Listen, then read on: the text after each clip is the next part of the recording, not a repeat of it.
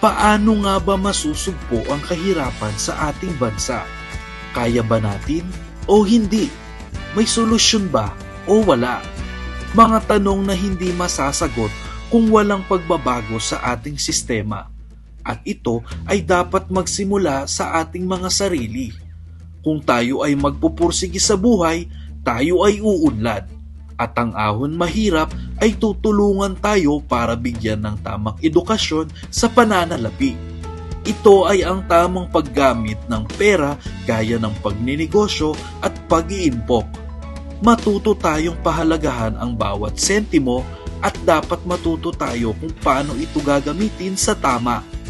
Ang ahon mahirap ay umaasa na darating ang panahon na wala ng Pilipino ang magugutom at mahihirapan sa buhay.